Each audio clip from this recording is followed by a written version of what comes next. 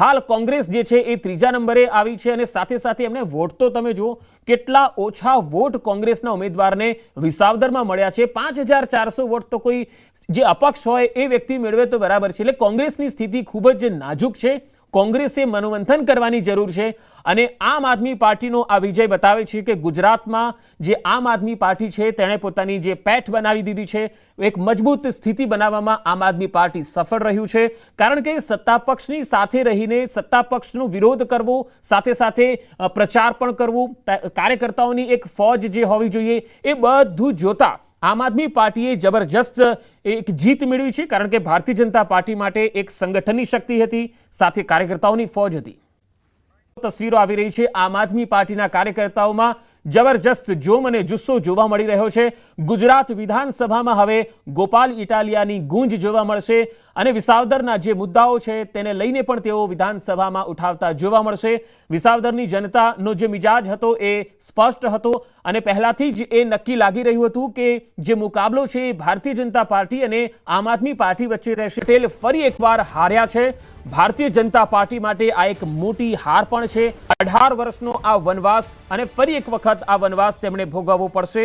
કારણ કે વિસાવદરમાં ભારતીય જનતા પાર્ટીના ઉમેદવાર ક્યારેય જીતતા નથી। પાછલી તમામ ચૂંટણીમાં વિસાવદરમાં એવું થયું છે કે બીજેપી અહીંયા જીતથી વંચિત રહી છે। આ વખતે પણ બીજેપી જીતથી વંચિત રહી છે। કિરીટ પટેલ અને સાથે સાથે સરકારના એ તમામ મંત્રીઓ પણ વિસાવદરમાં પ્રચારમાં ગયા હતા। સીએમથી લઈને CR પાટીલ, જયેશ રાદડિયાથી લઈને તમામ જે નેતાઓ છે એ વિસાવદરમાં પ્રચાર માટે પહોંચ્યા હતા। પરંતુ આટલો કેબિનેટના મંત્રીઓ અને જે દિગ્ગજ નેતાઓ પ્રચારમાં આવ્યા હોવા છતાં પણ ગોપાલ ઇટાલિયા જીતી જાય છે તો આ એક નાની જીત નથી, આ એક મોટી જીત છે। અને ગોપાલ ઇટાલિયાએ પહેલા પણ કહ્યું છે કે તેમના અહીંયા આવવાથી કેબિનેટના તમામ મંત્રીઓ વિસાવદરમાં આંટા મારતા થઈ ગયા છે। તો આ જીત જે છે એક પ્રકારની હારનો જે ડર હતો એને ધ્યાનમાં રાખીને તેમણે સંકેત આપ્યો હતો અને ખરેખર અહીંયા ભાજપ હારી ગયું છે, કિરીટ પટેલ હારી ગયા છે। ત્યારે ગોપાલ ઇટાલિયાની એ વાત જે છે એ યાદ કરવી જરૂરી છે કે તેમણે કહ્યું હતું કે તેમની અહીંયા હાજરી, તેમની ઉમેદવારીના કારણે એ મંત્રીઓ જે છે એ વિસાવદરના રસ્તાઓ પર આંટા મારતા થઈ ગયા। જ્યાં વિકાસ નથી, જ્યાં રસ્તાઓ ખરાબ છે એવા રસ્તાઓમાં પણ, ગલીઓમાં પણ અને ગામોમાં પણ હવે મંત્રીઓ આવતા થયા। એ જે આકલન હતું કે ભાજપ અને આમ આદમી પાર્ટી, આ બંને પાર્ટી વચ્ચેનો મુખ્ય મુકાબલો વિસાવદરમાં જોવાતો હતો। કોંગ્રેસનો અહીંયા ખૂબ રકાસ થઈ ગયો છે વિસાવદર અને કડીમાં તો પણ જે સન્માનજનક વોટ મળ્યા છે, પરંતુ વિસાવદરમાં કોંગ્રેસની સ્થિતિ ખૂબ જ ખરાબ જોવા મળી છે અને ગોપાલ ઇટાલિયાની ભવ્ય જીત થઈ છે। આ પાતળી સરસાઈ ન કહેવાય, જંગી લીડથી ગોપાલ ઇટાલિયા જીત્યા છે।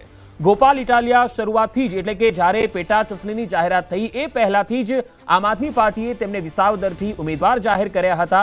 અને આપણે જણાવી દઈએ કે ગોપાલ ઇટાલિયાએ વિસાવદરના તમામે તમામ ગામોનો પ્રચાર કર્યો હતો, તમામ ગામમાં ગયા હતા, ઝંઝાવાતી પ્રચાર કર્યો હતો, ખેડૂતોના પ્રશ્નો ઉઠાવ્યા હતા, ઇકો ઝોનના પણ પ્રશ્નો તેમણે ઉઠાવ્યા હતા। એટલું જ નહીં પરંતુ જે પ્રચાર અને જનસભાઓમાં જે આક્ષેપબાજી થતી હતી તેનો જવાબ પણ તેઓ બખૂબી આપતા હતા।